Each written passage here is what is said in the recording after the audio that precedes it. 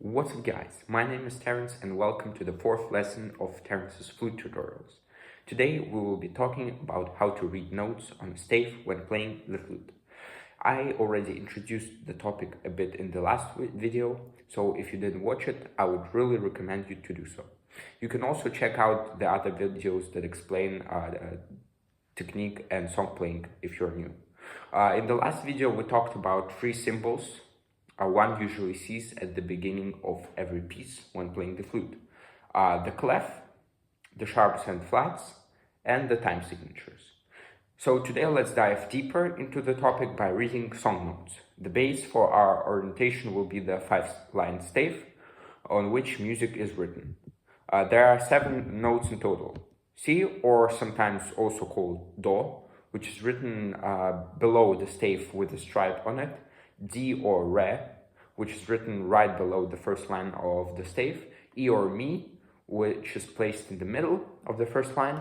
And F or Fa, which is placed between the first and second lines. Moving forward, G or Sol on the second line. And A or La between the second and third lines. And last but not least, B, which sometimes is also called H or T or C, it has a lot of names, is located on the third line of the stave. If you are completely new to the notation system, it's probably a lot of new names for you, but do not worry because you do not have to memorize all of them. The one-letter system is the most popular, so I will be talking about notes using this system. Just remember, we start at C and go all the way to G, and the last 2 notes are A and B. So let's try to read a song using the notation system we just learned. To make it easier, let's use a song we already played previously, which is Locomotive. Here is the song written in letters, and here it is written in music notation. Though, as you may see, there are 2 notes that we didn't talk about yet. One of which is located between the 3rd and 4th lines, and the other one on the 4th line. Those are C and D of the 2nd octave. Basically, every 8 notes, which music is called an octave, the same notes are repeated. So that means that, for example, the lower D, which was under the 1st line, if moved 4.5 lines up, will become an upper D. And this rule works for every note. So let's try and play Locomotive using the music notation. If you get confused, don't worry, you can also peek into the letter notation.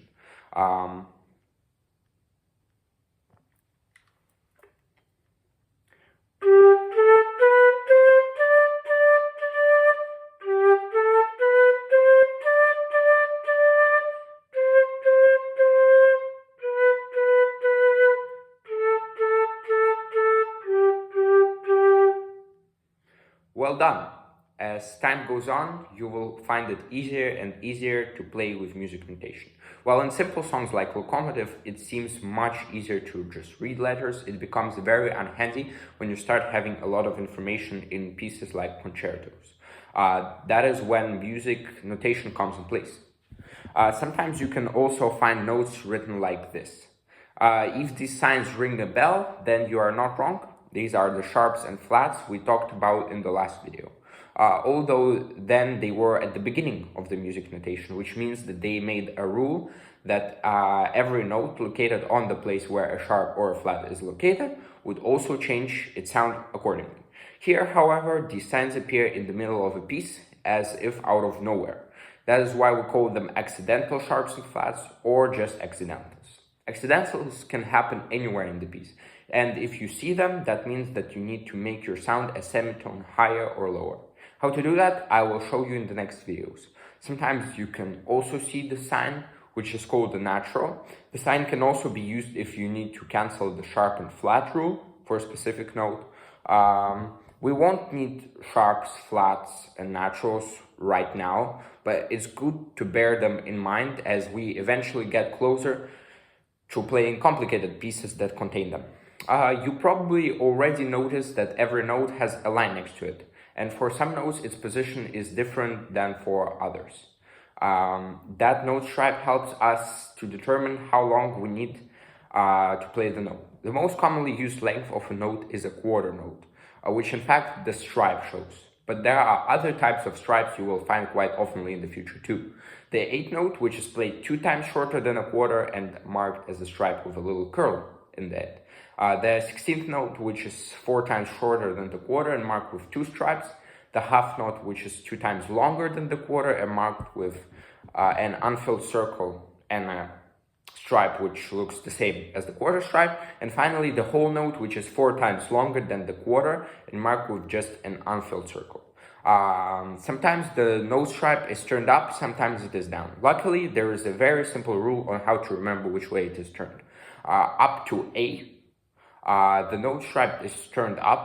From B onwards, it is turned down. So now let's do a little quiz. I will show you a picture of a note on the 5-line stave, and you need to guess which one it is. 4 different options will be given and only one is correct.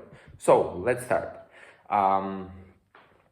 So note number 1, option A is quarter A, option B is half B, option C is quarter G, option D is a F sharp. And it is option C. Okay, note number 2. Option A is quarter B, option B is quarter D high, option C is half D low, option D is whole E. And it is option B. Note number 3, option A is whole A, option B is quarter low C, option C is 16th F, option D is whole G. And it is option A.